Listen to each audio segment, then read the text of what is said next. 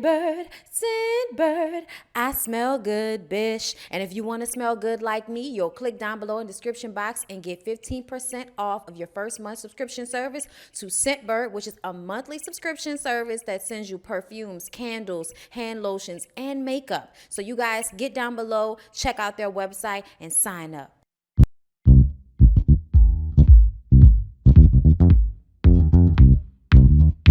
Hey everybody, what's up? It's your girl Bondy Blue, and I am back for another The Bondy Blue Show. All right, you guys, so before I get into what we talking about this show, I want y'all to check out my merchandise, okay? www.bondybluereview.com/shop. Okay, and you go ahead and check out that merch and get you some. All right, y'all, they sent me the wrong thing. I ordered my Bon tights just like I ordered my Bon sweatshirt, and my sweatshirt came, and then my tights was supposed to come, and then it had a gun and an American flag on it. And I was like, I don't know who the fuck y'all thought y'all was sending this to, but I got an issue. So Teespring needs to get this shit together. Now everything else that I ordered, because I ordered, if y'all follow me on Instagram, y'all saw I bought me a Biffa mug.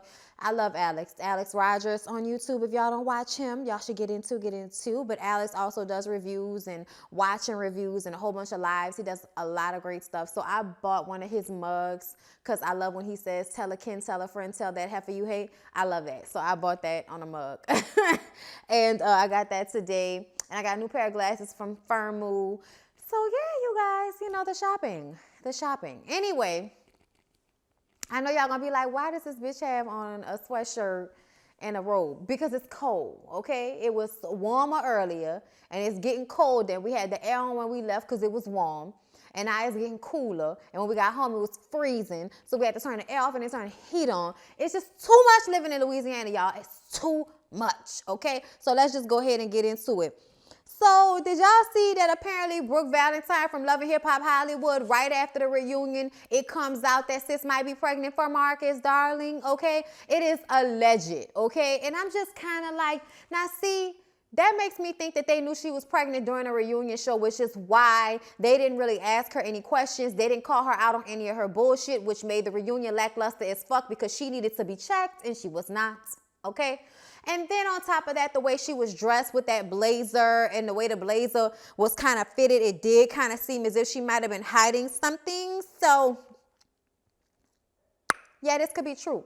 But I guess this is trying to secure the bag and secure that storyline for next season. And that makes us believe that her and Marcus might actually be a real thing because they don't really post about each other. We don't really hear about them otherwise. So who knows, okay? But apparently they must really be together, and now they're with child. We will see, child. We will see. Only time will tell as far as, you know, her stomach getting bigger and if she even posts. Because she posts sometimes, but she's not like an everyday poster. She's not like a, hey, you guys, it's Brooke, what's going on? She's not doing that. She's posting, you know, pictures she's taking when her makeup is laid and her hair is done and she's got on the outfit. You know, she's doing that type of Instagram life. So we shall see, y'all. But I was just kind of like, so why that didn't come out during the reunion show since y'all was obviously taking precautions? It just kind of felt like we got gypped out of a good reunion because Brooke decided to get pregnant by Marcus Darling all at the last minute. Whatever. Blac Chyna, y'all. I don't know why it seems like every week we talking about Blac Chyna, and that annoys me. I wish she would give us a fucking break. But I was on my Instagram the other night scrolling, and a thing that popped up on my line was Blac Chyna White Tenacious face cream that she's selling to the Nigerians, okay? And I was just like, in Lagos. I was like, seriously though? Is this what we're doing? Is this what we're doing? We're selling bleaching cream? And then after all the backlash, and I posted it on my shit immediately. Like all the blogs and shit was late. They came out with the shit the next morning, but that night I was like, what in the fuck is this? I couldn't believe that shit popped on my timeline like that. And it just really annoys me when these young girls decide that they want to promote these fucked up ass businesses like bleaching cream, and when you look on the page, the people's skin is shades lighter, but they still got marks on their skin, which makes me believe that y'all just trying to be out here making everybody that's darker lighter. That upsets me so very, very much. Dark skin is beautiful, okay? And you should be happy with what God gave you, because when y'all bleach, the shit is never even. You never look like a regular light-skinned person. That's not what it looks like. You look fucked up. You look ashy. ashy. You look pink. You look like your skin is not even. You look like a hot ass mess, okay? So if anybody is trying to tell you that your dark skin isn't beautiful, tell them fuck them, and they don't know what they talking about, and holla at you when they got all them fucking marks in their face and all of that shit, and you and your dark beautiful shit is out here good in the sun, okay? Out here living great in the sun, melanin on fleek. You know, you look good when the baby lotion hit it, when the baby all get all glittery on that shit. It glistens, okay?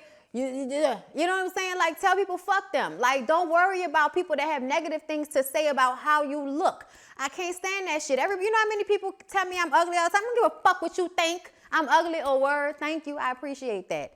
I think I'm gorgeous, so you can suck my dick on that one. You see what I'm saying? Okay, that's the attitude you should have towards people, because everybody has something to say behind the computer with nothing on their abby. You know, no face whatsoever. Or Rihanna's face, or Beyonce's face, or whoever the next funny motherfucker's face is. Ain't never their real face, because you know they some, you know, ugly looking, sloppy looking bitch that's probably out here feeling bad about themselves and decide they won't get online and make themselves feel better by telling everybody the things that have been told to them in person. So, don't worry about these folks. Fuck what they talking about. If they racist, even more so, fuck them. Don't let them make you feel bad about who you are, especially not your skin tone. So when I saw that, I was upset at Blac Chyna, and then she posted that she did it for the money and they paid her good money, and all money is not good money, and that's what I'm talking about. When you have no fucking moral ethics as a black person, that we need not put out negative things like that into the atmosphere, into the world, because we represent ourselves, whether we want to believe it or not. People, yes, you do. Okay, when you are a public figure and you're African American, you're a black person, whatever, you represent us to a certain level. So it hurts us, especially when we see you out there. And it don't hurt me because I don't give a fuck about what Blac Chyna doing. But just as a people, I don't like for us to have self-hate. I don't like for us to try to bleach our skin. Even though I am not that dark, I have a dark-skinned mother, I have dark-skinned grandfather, I have dark-skinned people all through my family. We don't go like that. In my family, we are all different shades. And as a black woman, an identifiably black woman, I still feel love for my sisters and my brothers who are darker than me. I want them to feel that they are beautiful because I see them as beautiful. And that bothers me when people, you know, either play with the colorism issue and want to call any old thing colorism, and also when y'all ignore the shit, or when y'all talking about bleaching y'all skin. Don't fucking like it, don't do it. Sit the fuck down, Blac Chyna. All money ain't good money, bitch. All right, y'all. So Melanie B, okay, aka Mel B, aka Scary Spice. All right, Melanie Janine Brown. All right, it's out here telling us the story. All right, so I'm about to read to y'all from ET what's been going down, because it's a lot, okay? So Mel B talks about the traumatizing experience of watching 64 sex tapes amid her bitter divorce battle with ex-husband Stephen Belafonte in her new book, Brutally Honest. Okay, now I'm not reading a book, but I'm listening to what people saying, because, you know, it is juicy. It is quite the salacious tale. Her and his husband, all the sex tapes, all the threesomes, all of the cocaine, okay, all of the money's lost. I posted about it on my Instagram this week about how apparently she went from having $100 million to $936 in her account. And I'm like, sis, how? How does this happen, sis? He was stealing from her, y'all. So look, let's just go ahead and get into the rest of it. Mel B, 43, writes about how she agreed to drop domestic violence charges against her ex in order to prevent the footage from being shown in open court. A decision she now regrets. Girl, I'm telling you, you didn't have a lot of your body out here. The Naked was a song, and y'all was in the video naked. Y'all was covering up the special parts, but shit still was naked. So for me, I'd have been like, fuck that. Put the tape out. If y'all need to see all 64 of them, you ain't about to fuck over me in this courtroom, fake Belafonte. That's how I would have felt. Moving along, y'all. The Spice Girls singer says in an excerpt published by The Sun, looking back now, that was a deal I regret. That was the most difficult time for me. You see, I had to sit down and watch those tapes. It was a legal requirement, believe it or not. And you might think, so what? You're in them, aren't you? Having sex with whoever, it's no big deal. You had to watch them. I have taken drugs. I have drunk alcohol. I have had threesomes to please my partner. Y'all, I have no memory of some of the sexual situations I have seen myself in on video. I am frightened when I see myself in some of these videos. I have seen myself used sexually in a way that I did not enjoy or want. Traumatized. It is an understatement. Y'all, okay, it's a lot to have your own husband not only take advantage of you in a way where he was not only taping their sex when she knew about it, but also taping it when she didn't know about it, which is why watching all the tapes really took her aback, because she was like, I don't even remember this. And then with the drugs and alcohol, not being coherent, doing things sexually that she probably otherwise would not have been comfortable with doing. Y'all, this is a lot to go on in somebody's marriage. And remember, they had a reality show and all of that at one time, didn't they? All right, so moving on. The Star also opens up about attempting to commit suicide by swallowing 200 pills in the book. Says threesomes were held in their homes. Sometimes we would invite people to our house. We were always on the top floor, several levels above the children. I would always make sure I got the girl home, that she was okay, that everything was okay. I grew quite close to some of these girls. I still see them every now and again and we talk. They all glad I've left him. Really? Everybody's like, oh girl, we so glad you left him after they joined in with all of the threesomes. Like, what in the hell is going on where y'all live at? It's highly weird, okay? Jesus, this is just a lot, y'all. The STDs, y'all, the STDs. I know there are a lot of people out there, my mother included, who would never find this funny. Just seedy, sordid, or another word beginning with S, like sleazy. Brutally Honest is to be released on November 27th. Y'all, I ain't gonna lie. Now that I done read all of this, I might go ahead and get the audio book. After I finish Michelle Obama book, child, I might have to read Brutally Honest. If you or someone you know is in a crisis, okay, y'all, they telling y'all to call the 1-800-668-6868 for the depression line, suicide prevention line. So yeah, y'all, it's a lot going on. But she also put out, because this was the first part, but the other part I read was her in the cocaine. Like right after she started doing the, what was that show, X Factor? Right after she started doing X Factor, she was like doing coke heavily, okay? Sniff about 6 lines before, after she was finished taping, she get out there and do another 6 lines. Like she was really falling fast.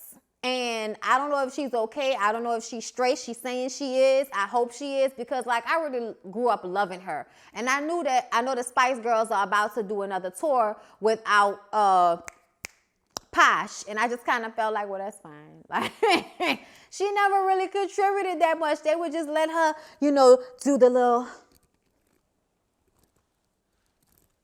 like she was just always doing some shit like that in the song. I'm giving you everything, all the joy you bring. This I swear, I'll give you everything. And all that I want from you is a promise you will be there. Say you'll be there, yeah. I say I will be there. I want you to say it with me. If you put 2 and 2 together, you will see what our friendship is for. Oh, y'all remember that shit? Yes, if you my age, you know we was living for the Spice Girls for a good 2 years, okay? Moving along, y'all. I hope Mel B gets all of that situated. I also saw a story where her daughter talked about how she was treated better by Eddie Murphy than she was by the Belafonte character, because he abused her dog and laughed when they had to put the dog to sleep. Just all kind of fucked up shit with this man. I don't understand why she would have stayed with him for all the years that she did stay with him. It's crazy the shit that people will deal with in these relationships. So moving along to Tamar, y'all.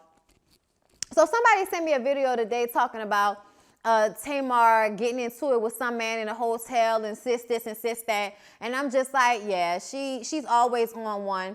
Women like her love to quietly question a man's sexuality when they get into arguments with them, with the sis and all of those references. And I mean, I can't really get mad about it, because I feel like if a nigga gets too buck with me and you talking to me like a bitch, arguing with me like a female, a sis might come out my mouth to you.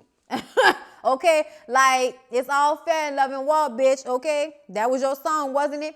Tamar loses her shit at the Snoop play. Y'all, this has been, I think this happened last weekend, but it happened after I did my video. But apparently she was backstage. It was after they'd done the first half of the show and they were in intermission. The security would not let whoever it was who was bringing her food, they would not let that person back. She got upset. The show didn't start back for another hour, I believe, or so. And then another girl got out there and sang her role. She didn't even go back after they waited all that time. Would not come out her room. Snoop tried to talk her down. She was just acting a fucking fool. And then I seen them post a picture of all of them together like everything was all good. And I'm just kind of like, I'm over it. I'm over it, Tamar. Get the fucking therapy. Do what you need to do. But nobody is going to be out here fully supporting you if this is the energy you putting out there into the world. It's always on some negative shit. Okay? It's always negative. It's always you the queen and everybody should be dealing with your temper tantrums, dealing with your fucked up attitude, dealing with you having a conniption over whatever, like just letting you get a pass on not acting like a grown-ass woman and handling things accordingly. Sometimes we have to suck it the fuck up. Sometimes we have to stop being angry about bullshit. Sometimes we have to go down there to where the people that buy security and get our food our fucking selves instead of sitting up in a room being mad about it, stopping the show, wasting these people money, fucking up day plans for the rest of the evening because you can't get your plate of food because you didn't do what you were supposed to do and make sure whoever was delivering your food got cleared by security. Okay? That's your fault. And the fact that Snoop and them are going to continue paying you after you did that, like, I would be surprised if people will continue to want to work with you knowing that this is the type of shit that you're doing. I'm just tired of people not taking full advantage of their opportunities. Tamar spent so much time complaining about people not seeing her not being able to live separate from being Toni Braxton's little sister and a doo-wop girl and all of that. And now that people want to see you front and center, you don't know how to fucking act and you don't know how to carry yourself. This is why Toni became the star. This is why it was destined for Toni to be the star. You know why? Because Toni knows how to handle her stardom. Toni knows how not to act like a fucking fool just because she's not getting her way at the moment. Tamar, please get it together. Please get it together. Do that for us, okay? Not talking about Toni Braxton. Did y'all see that she lost her wedding ring? Now, she may be keeping her shit together, and we appreciate that. We appreciate you not, being out here acting a fool. But why would you have that expensive-ass diamond ring, that engagement ring that baby bought for you? If it wasn't on your finger, why would you not have it on your person? I would never leave something like that in my luggage because I just don't trust the airlines. Apparently, somebody stole her luggage. They returned the luggage, but none of her jewelry was in it, including her ring. And she's still asking for people to give it back to her. And I'm just like, girl, if they gave you the luggage and didn't give you the ring, you ain't gonna get the ring. You ain't gonna get the ring. I almost feel like I'm wondering, did baby steal the shit, have somebody steal it so that they can return the shit? Because y'all know how niggas like to shine and buy shit they can't afford. And then when the wedding ain't going through or nothing like that, then all of a sudden the ring come up missing. Oh, all right. Let's see. Is he going to get a new one? I mean, I don't know what's going on with Toni, y'all. Toni and baby always talking about they want to get married. She did an interview with Wendy Williams and was talking about how great he is, how her mom loves him. But they still haven't decided on a wedding. And I just kind of feel like y'all are both still, very much relevant. But y'all ain't doing nothing like that y'all can't just go and get married somewhere. Like, I just feel like that's bullshit. I feel like that's bullshit. It almost feels like you losing that ring means that y'all are never going to get married.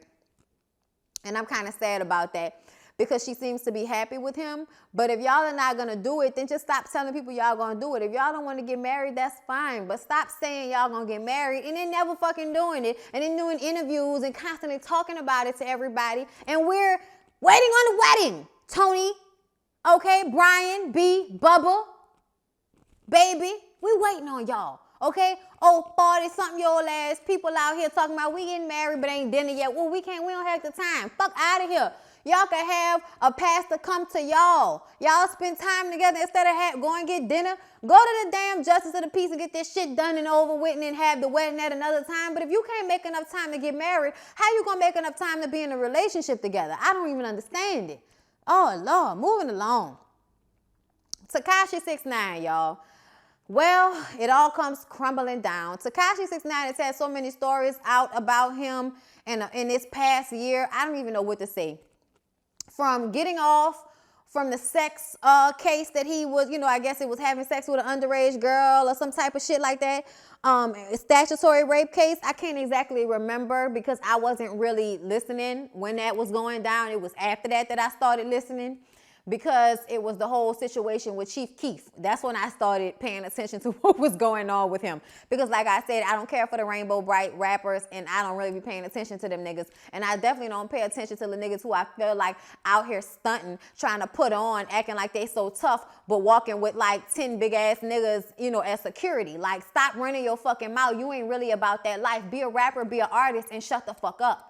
Okay, and if people are constantly coming after you, it's because you probably living in that energy. You probably around these flaw-ass niggas that's trying to rob, steal, kill, sell drugs. I mean, it's so much that was going on around him, y'all. From that shit to when he got off from that case, that shit being the guy, they didn't even shoot the place up. The security who was defending him shot the guys that came there to fight him or beat him or whatever they was gonna do. That shit happened. Then with the video shoot and them shooting up the room that he was allegedly supposed to be in, like just all of this stuff that was going on, it's just crazy to me. And now we find out that he might spend the rest of his life in jail because of racketeering, heroin sales, gun charges. They basically linking him to a gang. He's very much so said he was a blood, wearing red all the fucking time. Then it's some other scum, some other, I think that's what it was called, some other gang that he might have been affiliated with. He was wearing a book bag, and the book bag was found in his house that was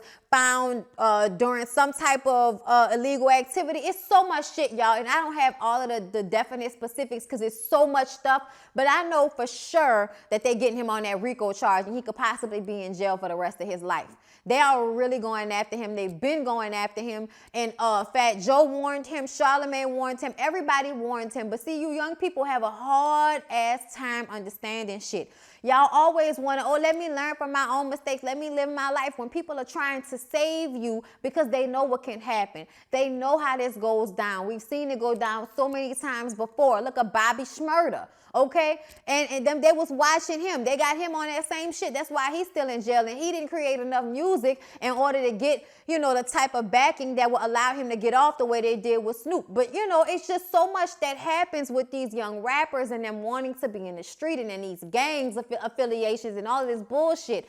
Like, stop thinking that you're really living that life, because you only living that life if you putting yourself in those situations. Other than that, if you a musician, you out here making your money, you performing, you on stage, you are not in that life like that. You're not poor, living in these fucked up ass neighborhoods where you have to choose a side in order to be protected. When you got money, when you got $1.7 million to offer to the judge in your account, there's no way you should be going through all of this bullshit. Having all these people around you that ain't up to no good, that's only putting you in negative situations. And I don't feel bad for him. I don't feel bad for him because I believe he brought this on himself. Not only did you call this into your life by the constant bullshit and trolling and taunting and the shit with Chief Keef. Now TMZ didn't put out this video where he's on the phone outside in front of people on speakerphone having a conversation like a real punk ass little dude, because I'm just saying, what type of gangster has a back and forth conversation for about a good 5 to 10 minutes on the phone with a nigga talking about, well, what you gonna do? Well, what you got? Well, when was the last time you killed somebody? When was the last time you killed somebody? Like, why are you asking him that as if that's a good thing? Like, that is not a good thing to take somebody's life. That is not okay. Like, that's not a good thing. That's not something for y'all to be on the phone, outside on speakerphone, having a fucking conversation about, you dumb motherfucker. All these people telling you that they looking for you, and you out here having conversations on the phone. Like, they tapped his shit, and obviously that was a smart thing to do, because he's just on the phone outside on speakerphone, recording the shit, having a conversation with Chief Keef's brother, asking him where he was. And then when he hands the phone to his partner, he says, oh, I got 30 bands on him. I got 30 bands on him. Basically saying that he's paying somebody $30,000 to kill them. And y'all know right after that, Chief Keef got shot at, but he didn't actually get killed. So they have all this evidence, all this shit that came out, all these guns. It's just ridiculous. It's ridiculous, and it's what his little dumb ass deserves. And I hope the rest of these rappers and these kids learn that this shit ain't for play. Y'all think y'all out here getting away with this shit, but y'all are not. Okay, y'all, and lastly, let's talk about Green Book. I haven't seen the movie yet, and I don't know if I will see it. I love Marshala. I forgot how to pronounce his last name, but y'all know who I'm talking about. I love him. I've seen him in so many things from like the beginning of his career. And, you know, now to see him getting his just doing everything ever since Moonlight, and now he's in Green Book where he plays Dr. Don Shirley, who was a pianist and a jazz musician back in the Gap. And the movie is about him and his driver, Tony Lip, who is an Italian racist who drives him through the South during Jim Crow during a tour.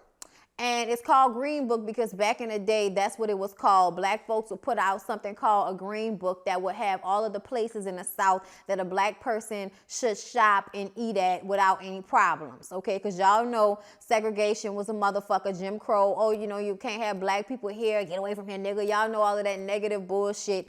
Anyway, so this is what that book came from, and this is what they called the Green Book. But Dr. Don Shirley's niece has come out and said that it's full of lies. It's full of lies because they talk about Don Shirley as if he was so removed from the African-American community and so removed from his black family. I think he's from the Caribbean somewhere. He never eaten fried chicken. The first time he learns how to eat fried chicken is with this white man.